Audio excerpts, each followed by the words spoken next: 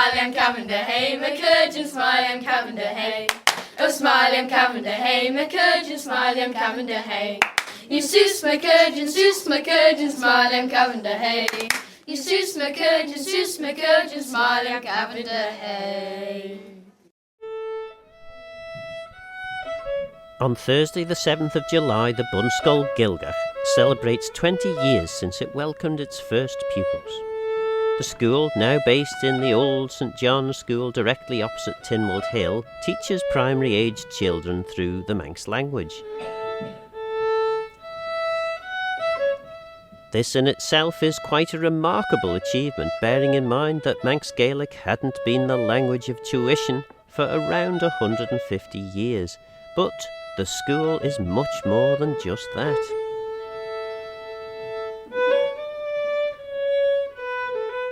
In this programme we hear from some of the Bunscoill's former pupils about what it was like being taught through a second language and how the school has helped shape their lives. I began by asking Bunscoill pioneers César Jochen and Daniel Quayle about their time at the school. Now young adults, they are passionate advocates for Manx Gaelic. Daniel Quayle, you're one of the pioneers, aren't you, from the Bunscoill, one of the first children who were educated through the Manx language for what's probably 150 years. How does it actually feel? Can you remember? I suppose I've not had any experience of it being different. It certainly it was a very nice environment to learn in. I know that. Certainly the exposure to music and cultural things has sort of shaped the way that I'm living my life now, as much as anything. And it's certainly a very community-oriented school, I think. And I think that's something that is done really well. I know that lots of the parents have their own communities. A lot of the students seem to meet up together outside of school, and I've certainly heard a lot of Manx sort of in Strand Street and things like that from young kids that are attending the Bunscoill. And that's sort of the community that they've created where they use that language on a day-to-day basis, which I think is wonderful. I think it would be false to say that wasn't a consideration. I think certainly there's something nice about being able to have a conversation with someone and not have everybody understand. But I think it is something that's also very important to be aware of in social situations as an adult. I think as a child it's always very attractive to be able to say something to your friends and your parents don't understand. But I think people are also very aware in a social setting that, you know, we need to be inclusive of people as well, and we'll attract more people to the language if we don't just exclude people that don't speak it. And in terms of your experience at the school, again, you know, it's several years ago now, but do you remember any particular problems? I mean, how did your parents cope? Because you would be coming home, presumably, with infused with the Manx language, and maybe your parents would have a little bit of Manx, but nowhere near as much as you would have had in the school. I think in some ways that was quite good, because we did the reading at school. There were sort of dedicated people that would come in to read with us, and then I would do reading at home with my parents in English, and I sort of became very proficient at reading in both languages very early on. I didn't really see any problems with it per se. I think it was more just advantages, if anything. You know, being able to do both things simultaneously, where most children will only have the opportunity to be reading in English until sort of year 5, year 6, when they get to do some French. I'm not sure if they get to do that anymore, do they? No, I think French has been dropped now. So Manx, I think, is the only language which is formally taught in primary school, but no doubt primary teachers will be throwing things at the radio. If that's not true. Yeah. Did anyone ever say, what are you doing speaking that language? Or did you ever find that people weren't comfortable with you using the language at all? I think it was a thing that made me a little bit of an outsider going into high school, because I was the first one from the Bunscoill to go to the school that I went to. But I think I noticed that throughout my time there, because so many people are going to all the different schools now from the Bunscoill, that's become less of a problem. I think there were a lot of people that felt that they hadn't had that opportunity and felt a bit jealous about having that connection, because it was always very Manx people. Says Jochen, you were a pupil at the Bunscoill. What do you remember? Because you were one of the pioneers, one of the first group to go through. Well, I suppose going from the start, we started off, when we actually started, there was no Bunscoill. It was, we went to English-speaking primary schools, Peel Clothworkers, and did one lesson a week in Ballycottia. Then the next year, there was a Manx class, which is the first year. I think that was 2001. And that was in Ballycottia. There was only 9 of us. So there was the year below us, who were the first to go all the way through. And there was us. And then as we went through, the next year we went to St John's Primary School. And we grew slightly more, so I think there was 11 of us then. And then finally, the next year, we went to where the Bunscoill is now. The St John's kids just moved out of into their brand new school, so we got our actual first building. And yeah, it's just sort of grew from there. But it was great, and we just loved speaking Manx. I was quite lucky. Me and a couple of people in my year had parents at home who spoke Manx. Although, obviously, the world still went on in English, my dad spoke Manx, so he would speak Manx to me at home. And there was, Kitty had you, and Gemma had her grandma. She spoke Manx. I mean, it's totally different today, obviously, because there's so much more Manx going on. But, I mean, it was just, I don't really know, it's what we did at school, and then it sort of became more and more normal.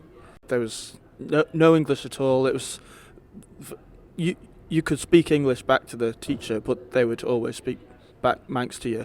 We just picked it up as we did with English, but a little bit later, obviously, because you learn English from listening to it, and it was exactly the same for Manx. There was just a lot less of it, but I mean, it just came as naturally as the English. Really, it's just a bit slower. And they always say in life, never go back. But you have done. You've gone back to the Bunscoill, and you're helping out there now. That must be quite different for you, because obviously, while you were a pupil there, it was one thing. It was there was a certain amount of a process which you had to follow that the teachers directed you with. But now you're one of the grown-ups. I am, and it was super duper weird going into the staff room for the first time, because we weren't allowed in there, even though it was 15 years later. But yeah, I mean, back then it was also a lot smaller, and there weren't so many classes. Now, obviously, there's loads more kids there as well. It's great to help out there. I really enjoy it. I mean, I'm not a teacher. I can't claim that yet. Maybe one day. But yeah, it's great to sort of be the ones helping out the kids to sort of further the language. Isla Collister is a successful traditional musician. She attended the Bunscoill and feels it had a dramatic impact on her life. I think what was special to me about the Bunscoill was just how musical it was. Music was such a massive part of everyday learning, and that was such a special experience for me, and it meant that I went on to pursue a career in music. So without Bunscoill Ghaelgagh, I wouldn't be doing what I'm doing today, and yeah, it was just fantastic. Such a creative environment as well, and one anecdote I always talk about when kind of reflecting back on my time at Bunscoill was learning about the Greeks, and we did this massive project and we built a Trojan horse, but alongside that, we also looked at the instruments they had, and we tried to make them, and we'd sing songs about it. And so it was just such a holistic, creative approach to learning that I've benefited from every day since. Well, I think because I was in kind of Manx medium education from the age of, 4 years old, but also 3 because I went to Mould Ghaelgagh as well. I don't really remember like learning Manx as such. Like, it's always just been a part of my life. And I'm really grateful for that. And I was really lucky to have the support of my family. Like, my dad has Manx as well, and so he used a home with us when he could. So it kind of, I suppose, a younger Isla wouldn't have thought much about it. I think she was just really happy to go to this lovely school, and so I suppose that was really nice in learning a language so young, that you're not kind of unsure of it or scared about making mistakes or learning it. It's just kind of when you're in Bunscoill and it's totally immersive, it's just normal and you pick it up super quickly. I made a lot of really good friends at Bunscoill, and people that I'm still friends with today, and I still speak Manx to them today as well. And we'd be, I don't know, cutting round in Peel, chatting away in Manx and stuff, or playing on the beach, and you'd maybe get a few looks, for sure, definitely. And I suppose the weirder reactions I had were when I went to high school for the first time, and I was taken out, outside of that immersive environment where it was totally normal for us all to be speaking Manx every single day in our lessons with our friends in the playground.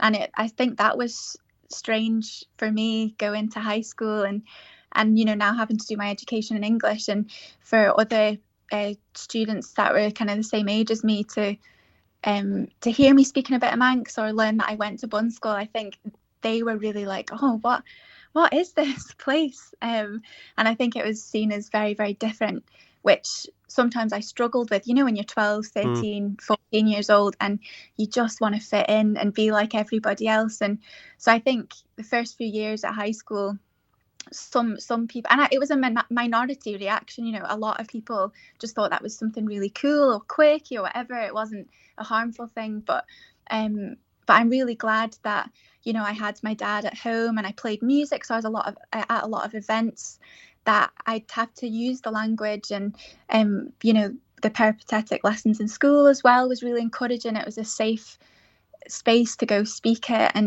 and so that, like, I was supported in those shaky few years for any teenager. They don't want to stick out in any way, or it took me a few years, but then I think at the age of 15, I just thought this is an incredible thing, and how lucky was I to go to Bunscoill and to be bilingual in this minority language as well.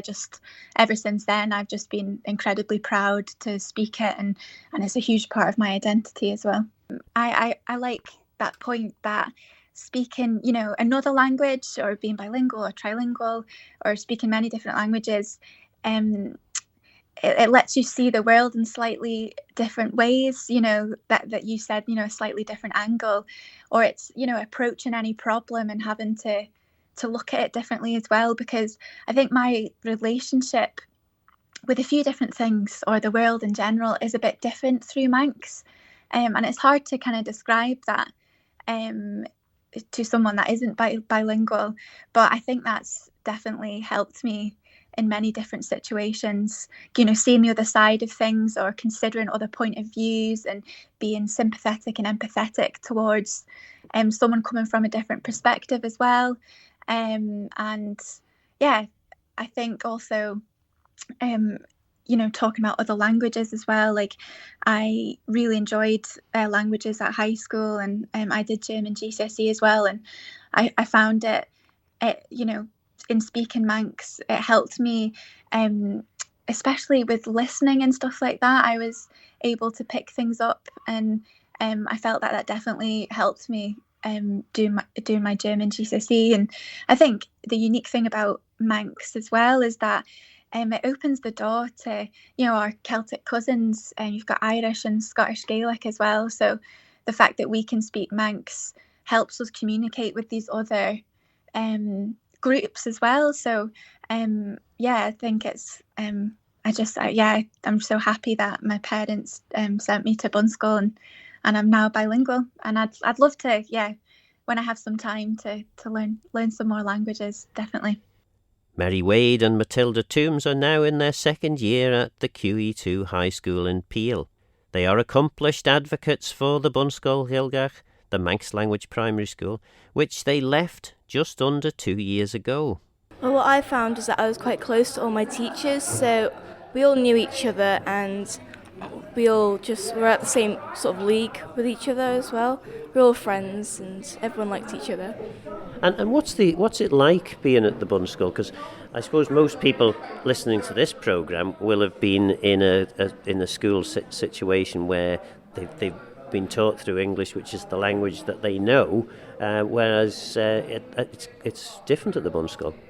Yeah, it was less crowded, I found. There were a lot less people, but it was a lot more peaceful at the same time. It was different because, well, we obviously learnt through Manx and everything, and when I talk to people about that, like my friends that don't speak Manx, they always say, wait, you learn everything through Manx, you don't just have Manx lessons. And they were quite surprised to hear that, which I found quite interesting, to be honest. Well, in Year 7 we did Geography and History through Manx, and this year we do RE and Geography through Manx. It does give us a great opportunity to speak Manx, and I also found out that other people are learning Manx instead of German or French, which was really cool because I found out quite a lot of my friends that didn't speak Manx do that. So that was quite interesting to hear, and sometimes I help them learn a bit of Manx and I speak to them in Manx. And it's quite funny to see reactions and stuff because sometimes they didn't even know I went to the Manx school. But when they did find out, it was quite a nice surprise for them, I think. And when I'm speaking to my friends in Manx, it's quite nice as well because everyone's looking around just like, what are they saying? And it's quite a nice feeling knowing that you can speak a different language.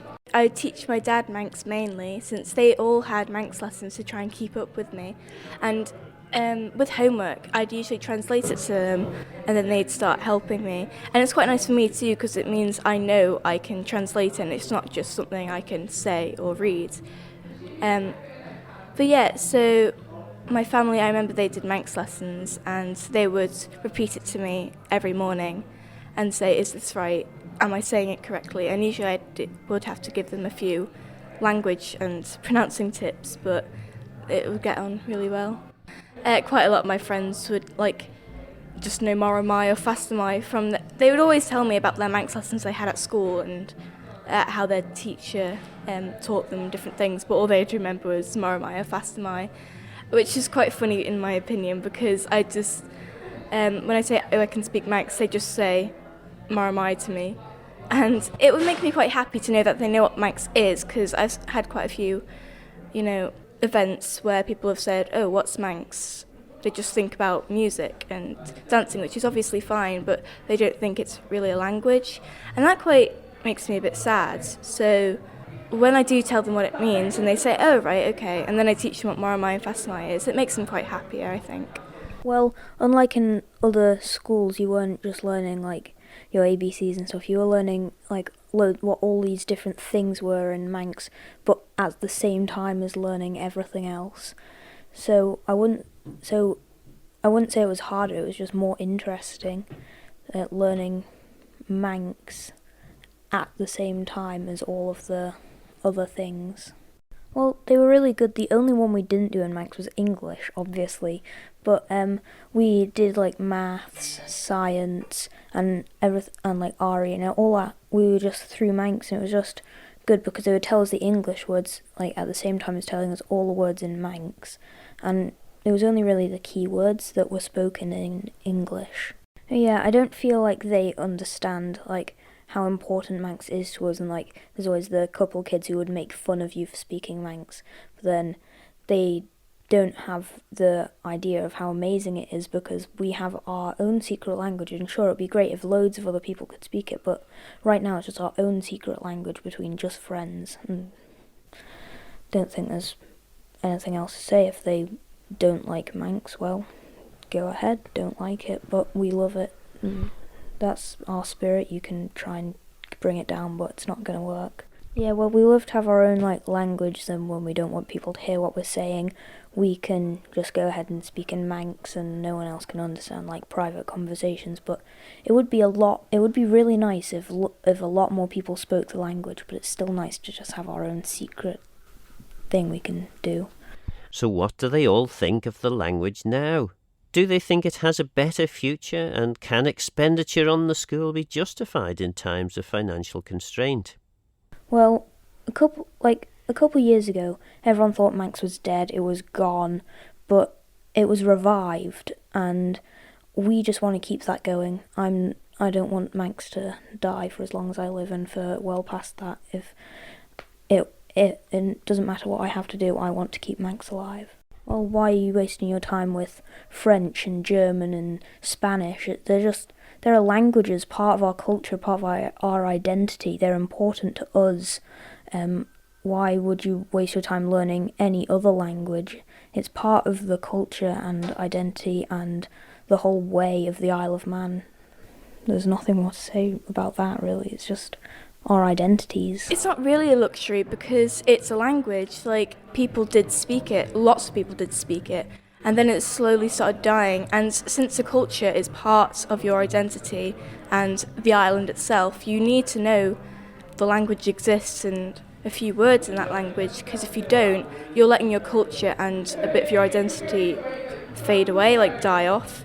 And that's not a nice thought when you really start thinking about it. So I think when you do start thinking about it and you realise, oh, Manx is part of my identity, music is part of my identity, it makes you think a lot. It's quite weird because people have asked me, do you know how to actually speak Manx? If I said this to you, would you be able to say something back? And I said, well, yes. And it's quite funny because with all the Manx speakers that are learning Manx but didn't actually go to the Bunscoill, I'll say, Mailet Cavender Hay, which is, do you want a cup of tea? And they'll be like, excuse me?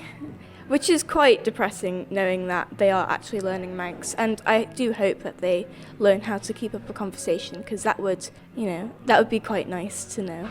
I think it's very important for some people, if they move to the Isle of Man, for example, to create a connection with that culture. And it certainly helps people to feel more at home to have that connection. I think that people that are from the Isle of Man like to feel connected to their ancestors and to the simple things like when you're walking down the street knowing what a place name means. I think it makes people feel more at home, but also I don't see anything wrong with these people that want to use it as a secret language. The children like to do that for fun and just have their own little code words and things like that, and I think that's wonderful as well, using the resources that are around us for whatever purpose, really. There's lots of advantages to it. We're in the Isle of Man, and without a culture, there's no country. If you go to another country, it's good to learn the language, but if you don't know the language of your home, you're missing something there. So dancing or speaking or song or anything like this is very, very important as a sort of cultural thing. If you don't speak it and you don't engage with that, what's the difference between living here or living in England? Teaching Manx in schools across the island and also supporting Bunscoill Ghaelgagh is really, really important. And not only is it important because it's a minority language, and it's really important to preserve that and celebrate that. Like we've spoken about before, it's got so many benefits beyond it being directly related to the Isle of Man. And for me, speaking Manx connects me to the land and the history and the music, and also Celtic countries and cultures elsewhere. But as we've spoken about, the benefits of being bilingual in a general sense is backed up by a lot of research that it's a really beneficial thing. So I think people have to think beyond that and celebrate what a fantastic thing preserving the Manx languages, but also just encouraging bilingualism in schools. I think that's only going to support people in whatever they choose to do. It's a good thing. Since its formation in September 2001, the Bunscoill Ghaelgagh has been the flagship enterprise of the revival in fortunes of the Manx language in recent decades. It has won worldwide praise for its innovation and success, and has even successfully lobbied UNESCO for a new category of language classification, revitalised language. It is fantastic to hear children and young adults talk with so much love and passion about their school. You can find out more about the Bunscoill Ghaelgagh by visiting learnmanx.com and following the links. Shen Gerard and Claire Nish, Mish Phil Gawne, Guramayo son Ghaelgagh.